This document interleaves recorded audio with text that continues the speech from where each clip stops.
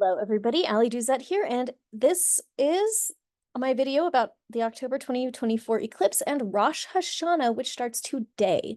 The eclipse that happened today is also kicking off Rosh Hashanah because Rosh Hashanah is measured by the new moon, and every solar eclipse happens on a new moon, and this exact new moon happens to be the new moon that marks Rosh Hashanah based on the Jewish calendar. So this is really interesting because the April 8th solar eclipse, the Great American Eclipse, took place on 1 Nisan, which I talked about earlier in this year.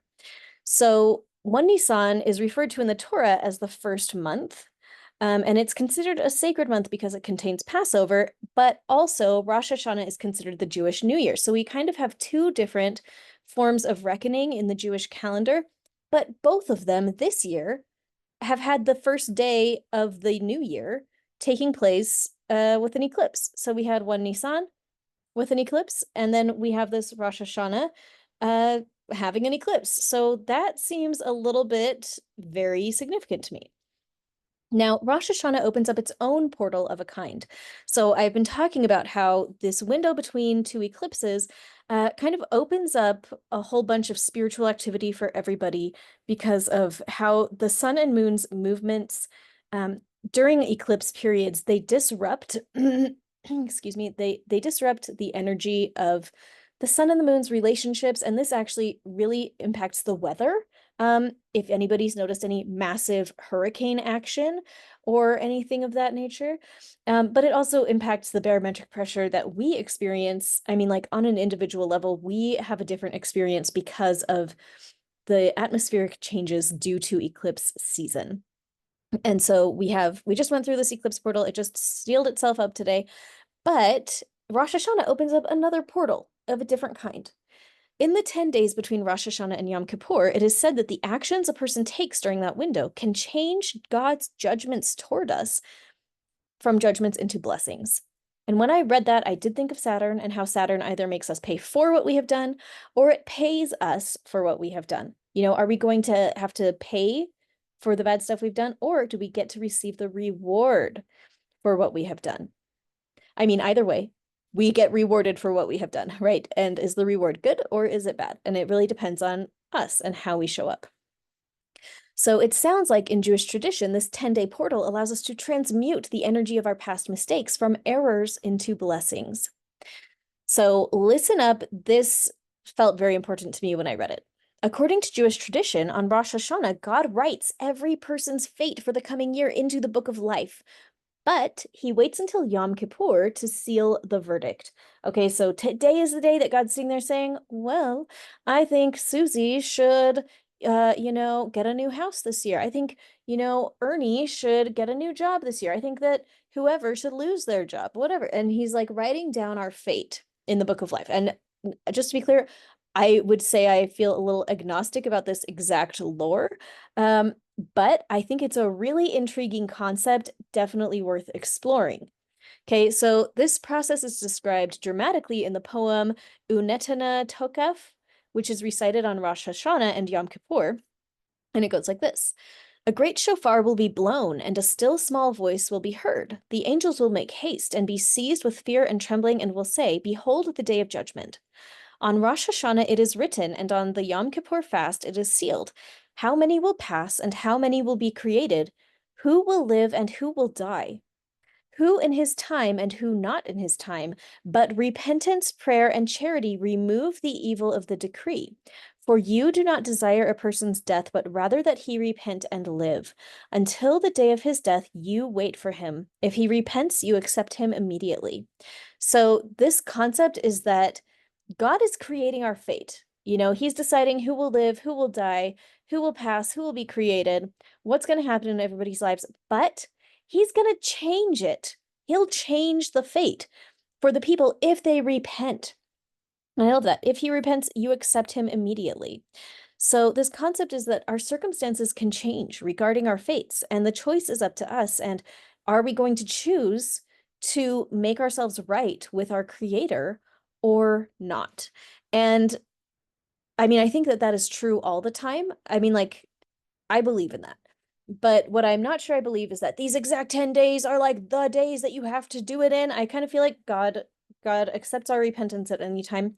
However, this is a time-honored tradition with like thousands of years of honoring it, and maybe there is something extra special about this time of year that maybe I'm just not aware of. And so for me personally, I decided I think I'm going to take this extra seriously now that I know about it. I've never known about this before.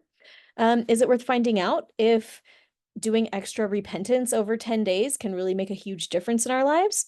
To me, it is. I mean, like, do you want to try it? Because I kind of want to try it. So I went ahead and researched how in Jewish tradition people use Rosh Hashanah energy. So number one is no work. It looks like there's supposed to be no working at all between the evening of October the 2nd through sundown on October the 4th this year. Remember that we're working with a lunar calendar, but this exact year, it's October the 2nd through October the 4th, and they measure from sundown to sundown. The scripture here is, and in the 7th month, on the 1st day of the month, you shall have a holy convocation. You shall not do servile work. It is a day of blowing the trumpets unto you. Okay, so you're supposed to do extra worship. They say, like, go to the synagogue, listen to the preaching, listen to a shofar trumpet. And I'd heard that you were supposed to do this, but I had not heard that the reason is because the shofar is supposed to awaken the slumbering souls of the complacent.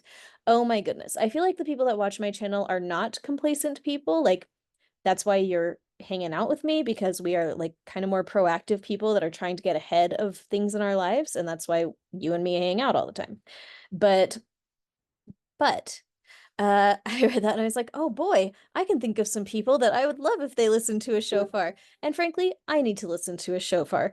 Like there are things in my life that I am complacent about that I should not be. And I think that's probably true for all of us. And so anyway, maybe it's time today to go look up a video on YouTube of shofar trumpet playing and listen to it. And maybe we can just send up a little prayer that we will wake up where we have been complacent. Where have we been going with the flow when we were supposed to be proactive?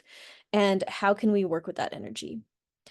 Another tradition is to cast breadcrumbs upon the water. And I always thought this was just a figure of speech, which is probably, I don't know, maybe that's embarrassing or something, but like I just didn't know that that's like a true tradition that is done with this holiday. You literally throw bread like into the water, and this represents casting away the things that you have done wrong in your life and like letting them go into the water. And I've not done an enormous amount of research on this concept, but one thing I did think of was that probably the people that were doing this through most of time, they made that bread their own selves. Like probably many of those people like grew the grain and harvested the grain and like milled it and made it and then kneaded it and made it into a loaf of bread. And all of that is an enormous amount of work that you do with your life. Like your own lifeblood gets poured into that creation of that bread. And then you don't eat that bread. When you're casting breadcrumbs upon the water, that's bread that you could have eaten and you're not going to eat it. And that's like not a big deal, you know, here and now for all the people, like where food is plentiful. It's like, oh, I'm just gonna like feed some bread to the ducks, I'm just gonna throw it on the water. But if your life is really hard and calories are very difficult to come by, that's actually kind of a big sacrifice. So just be thinking about that. If you want to actually go and make yourself a loaf of bread and like pull up a recipe on the internet and make some bread yourself in your own house and go and cast that bread upon the water, even though the duck activists will be very sad because, of course, ducks and geese should not eat bread, but this is a religious tradition, so you'll just have to feel it out for yourself. But I'm wondering what other symbolic thing could we do um in a way that kind of honors the sacrifice that a true casting breadcrumbs upon the water would mean for someone who is often hungry. Okay. We're also supposed to engage in self-reflection and examine ourselves to find out where we have missed the mark and how we can do things better from now on. So I think that makes sense. We got to look within and make a list of stuff we've got to do differently. Other ways they say to make the most out of this 10-day period, do some charitable deeds. Who are you going to serve? How are you going to help other people? And in my mind, I'm hearing just like some of us maybe overextended doing charitable deeds all the times, How are you going to be charitable towards your own self? You know, how are you going to do that? And with this Libra new moon, with the black moon right next to this eclipse, that's a big energy for assertion of boundaries. And so let's just keep that in mind. We're supposed to seek forgiveness from people. We're supposed to pray, reconcile with other people that we may have been opposed to or estranged from. And we are supposed to engage in remembrance, remembering God, remembering the things that we have done in the past that maybe we shouldn't have done. Like, this is all about helping us to remember what we need to change so that we can be closer to God. Rosh Hashanah is the time of remembrance, remembering what was done so that it can be fixed and healed. And Yom Kippur is the Day of Atonement, the actual day where the healing takes place. So these 10 days leading up, you're supposed to be feeling your feelings, repenting, noticing what you did wrong, trying to make things right with other people. And then on Yom Kippur is the day that you are actually supposed to be healed, to receive the forgiveness from your sin. They call it the happiest day of the year. Now, I think this is an interesting little dichotomy between like the Jewish faith and more of a Christian faith, because I think in the Christian faith, you know, we kind of believe, or at least this is my understanding, that most Christians believe that God's forgiveness is not limited to one day a year, that the Day of Atonement, that every day is a Day of Atonement. That you can always seek forgiveness and repent, and God can forgive you, and that can be your happiest day, any day. And then we have this, you know, Hebraic tradition of that, no, you get forgiven on this day. And so anyway, I don't know. I feel like I can hold some space for both of these things to be true for the people that believe them. And my big purpose is anything that reminds me to be a better person. I think it's worth taking seriously. So over the next 10 days, it's a time to remember, reconcile, and heal. The big questions are, who do you need to reconcile with? What do you need to seek forgiveness for? When have we injured others or been injured and we need to seek forgiveness or we need to forgive? Where are we blocking ourselves from seeing things we don't want to see about ourselves or what we have done? And how will you remember to be thinking about these things for the next 10 days? And my hope is to make videos for every day, but I'm not sure I will because my life has been crazy. But before we call it a day, I wanted to bring up this interesting note on forgiveness, which was in my research on Yom Kippur and Rosh Hashanah. They specifically said you need to seek forgiveness. You need to go to the people that you have wronged and ask for their forgiveness and like change your heart, unless seeking forgiveness verbally would bring additional injury to the person. For example, you do not seek forgiveness for the time you called somebody a mean name behind their back, because the person would be hurt more if you said, hey, for just so you know, I've been saying all this bad stuff about you behind your back. Will you forgive me? Like, that's going to open up a new wound, and you're not supposed to do that. In that case, you're supposed to take it to God directly. And I feel like that is an issue that some people find. I mean, like, it's a confusing kind of situation. How do you make situations like that right? So that was the note that I found for this. Anyway, it's time to get forgiving. It's time to forgive other people and to receive some forgiveness. Who do you need to make things right with? And don't forget yourself.